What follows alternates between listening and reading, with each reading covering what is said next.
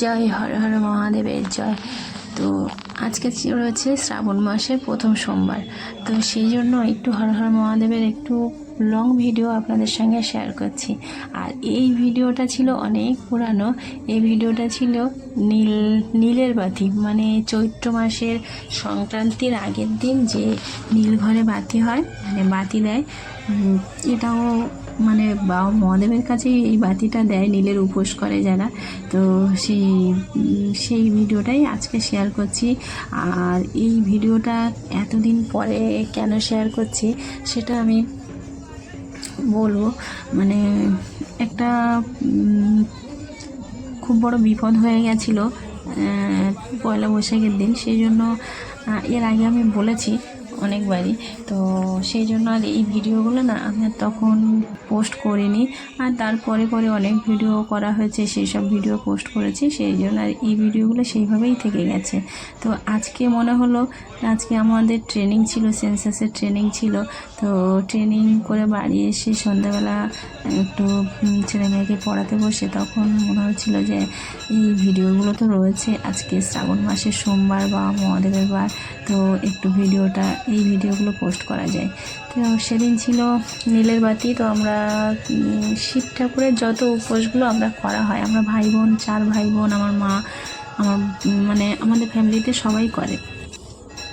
তো সেটা সবাই আমরা উপোস করেছিলাম। আর আমাদের বাড়িতে যেহেতু শিব মন্দির আছে, তো 3 দিন ধরে আমাদের পুজো হয়, মানে ঘাট সন্ন্যাস, তারপরের দিন এই যে নীলের বাতি, আর সংক্রান্তির দিন তারা ঝাঁপ, তো সেইগুলো হয়। পয়লা বৈশাখের দিনও আমাদের পুজো হয়। তো যাই হোক, নীলের বাতির দিন উপোস করে সবাই মিলে একটু বাতি দেওয়া হলো। আর এই বাতি দিতে গেলে না আম লাগে, মানে কাঁচা আম, যে চৈত্র মাসে তো আম অ্যাভেলেবেল, তো সেই আম দিয়ে তো এই বাতি ধরাতে হয়, মানে আতপ চাল আম দিয়ে কলার পেটোতে এই বাতিগুলো ধরাতে হয়। তো দেখুন, আমি, আমার ভাই, ভাইপো, আমার মেয়ে আর আমার মা, আমরা এক লাইনে বসেছি। আমাদের শিব মন্দিরে সবাই, এখানে আমাদের পাড়ার সবাই এখানে বাতি দেয়। তো সবাই বসে তারপরে সেখানে বাতি দেওয়া হলো। বাতি দেওয়ার পরের নিয়ম হচ্ছে আমাদের অঞ্জলি দিতে হয়, দিয়ে আগে অঞ্জলি দিয়ে তারপর বাতি ধরাতে হয়, ধরিয়ে লাস্ট হচ্ছে শিব ঠাকুরের মাথায় জল ঢালতে হয়। তো সবাই সেটাই হয়েছে, বাতি দেওয়া হয়ে গেছে, অঞ্জলি দিয়ে তারপরে প্রথমে ব্রাহ্মণ দেখুন হর হর মহাদেবের মাথায় জল ঢালছে। তারপরে একে একে সন্ন্যাসী, মানে ওখানে যে সন্ন্যাসীগুলো হয়, মূল সন্ন্যাসী, তারপর শেষ সন্ন্যাসী, সবাই একে একে সবাই জল ঢাললো। আর তারপর মা, আমরা সবাই জল ঢাললাম।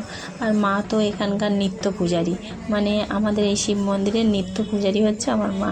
মানে প্রতিদিন এই ঠাকুরঘর সবটাই আমার মা দেখভাল করে। আর মা যখন থাকে না, মা যখন কোথাও যায়, তখন আমার ভাইয়ের বউ দেখে, মন্দির পুজো পার্বণ সব ও করে।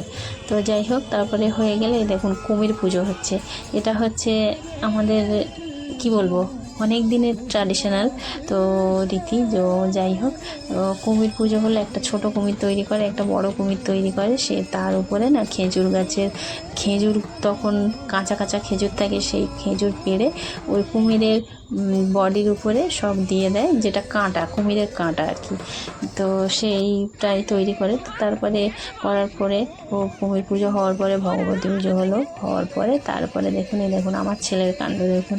আমার ভাইপোকে কোলের মানে কাঁধে নিয়ে, আর এদিকে পুজো হচ্ছে, ওরা ওই খেলা করছে।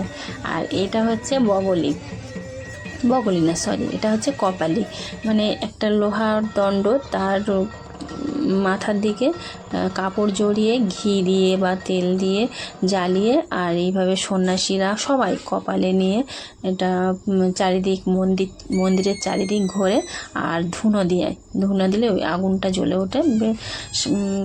এগুলো যা বলবো, মানে পুরানো রীতি যেভাবে চলে আসছে। এবার দেখুন সব পুজো পার্বণ হয়ে গেল। রাত 11টার সময় এই যে এখন হাজরা ঠাকুরের ভাত রান্না করতে বসেছে, মানে 12টার সময় আমাদের পাঁঠা বলি হবে, ও যেখানে হাজরা পুজো হবে সেখানে যাবে।